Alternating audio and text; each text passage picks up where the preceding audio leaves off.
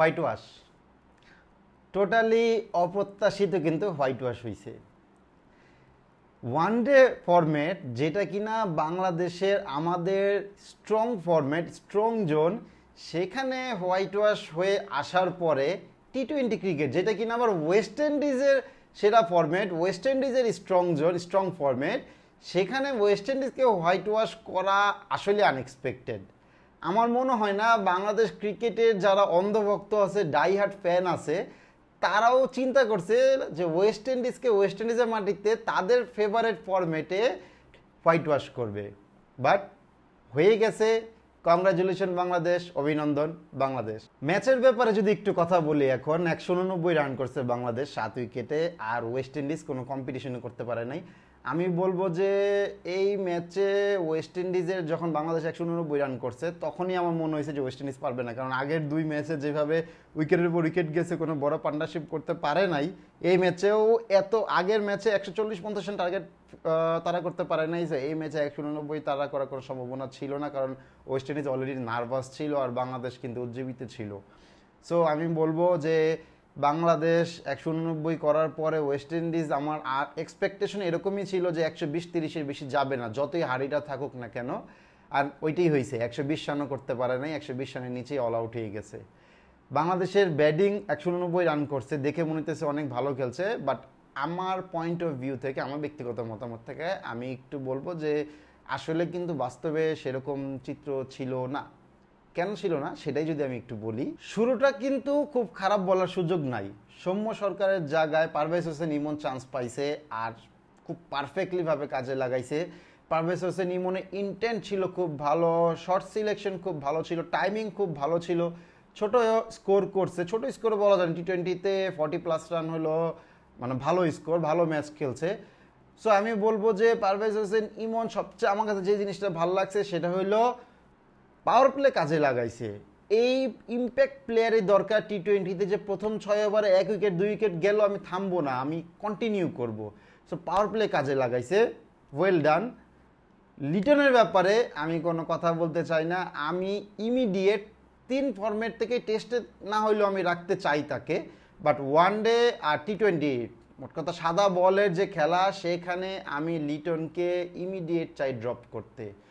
Performance করুক ঘরোয়া ক্রিকেটে, তারপর ফিরে আসুক। তাকে বুঝতে হবে যে তুমি অটো চয়েস না, তুমি শিল্পী, মোনালিসা, এসব আসলে টাইম শেষ, এসব নিয়ে আর কত খাবা? এক গান এক সার্টিফিকেট নিয়ে আর মোনালিসার সার্টিফিকেট নিয়ে আর কত চান্স পাবা? So I think high time to drop Liton permanently, go to domestic cricket, perform well there and then come back. Tanzid তামিমের কথা বলবো, শর্ট সিলেকশন ভালো ছিল, বাট সবার খারাপ দিন যায়, আজকে খারাপ খেলছে, আউট হয়ে গেছে, যাই হোক, ব্যাড লাক তার জন্য।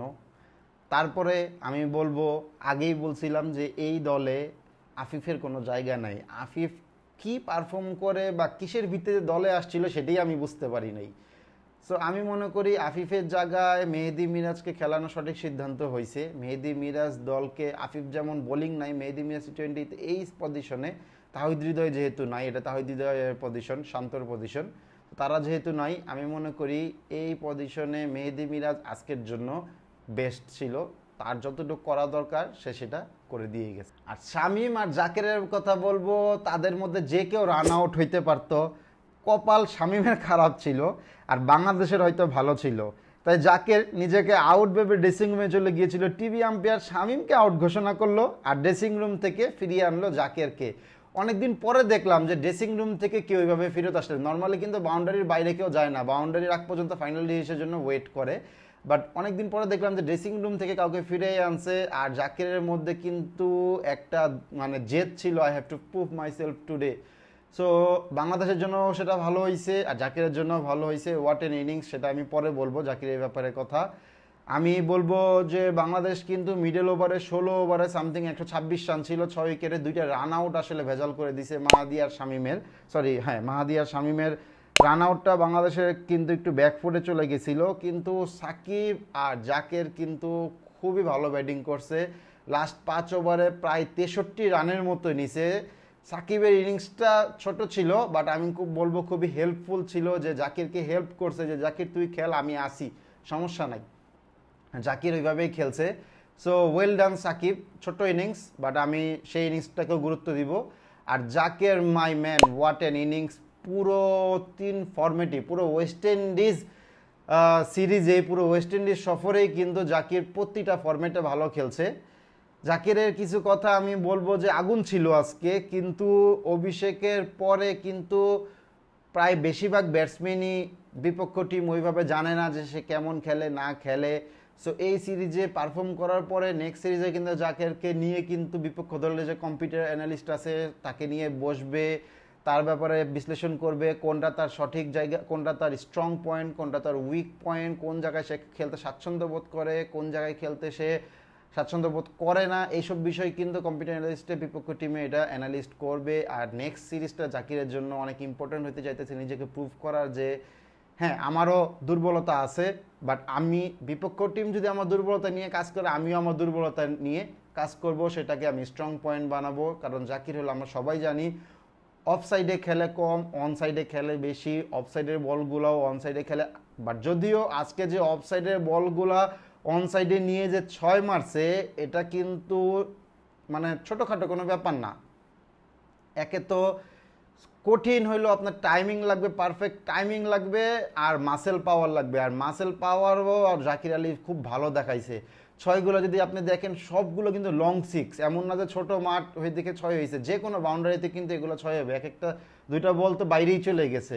সো আশা করি জাকির যে আছে নিজের দুর্বল পয়েন্টগুলো অফসাইডে নিজের খেলা আরও খেলবে, প্র্যাকটিস করবে, আরও অফসাইডে নিজেকে স্ট্রং করবে।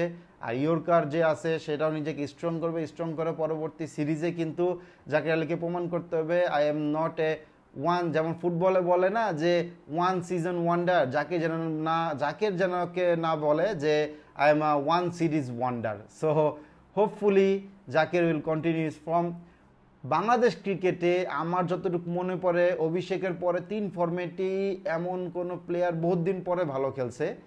আমার যতটুকু মনে পড়ে সর্বশেষ আমি মনে নাসির হোসেনকে দেখছিলাম যে অভিষেকের পর 3 ফরম্যাটেই ভালো খেলছিল, এরপরে আমার মনে পড়ে হলো জাকিরকে। আপনাদের কি মনে হয় অভিষেকের পরে আপনাদের মতে বাংলাদেশে কোন ক্রিকেটার 3 ফরম্যাটে ভালো খেলছে জানাতে পারেন কিন্তু। So that's all. কেমন লাগছে আপনাদের জানাবেন। আমি মনে করি পুরো 3টা ফরম্যাটে যদি আমি বিশ্লেষণ করি ওয়েস্ট ইন্ডিজ সফরটা, আমি বলবো যে 5 মার্কই দিব বাংলাদেশকে। টেস্টে 1-1, ওয়ানডে হাইরা গেছে দুর্ভাগ্য, ঠিক আছে 5 মার্ক মানে টাইনা 5 বলা যায়। আর টি20তে 3-0। সো 2 দলের জয় যদি দেখেন 4-4, কিন্তু কেউ কিন্তু কম বেশি না। সো 50-50 বলাই যায়। আপনাদের কাছে ওয়েস্ট ইন্ডিজ সফর কেমন লাগছে, বাংলাদেশের কোন প্লেয়ারকে মিস করছেন, কোন প্লেয়ারের খেলা ভালো লাগছে, আর কোন প্লেয়ারকে নেক্সট সিরিজে ইমিডিয়েট ড্রপ করতে হবে, কমেন্টে অবশ্যই জানাবেন। So good bye.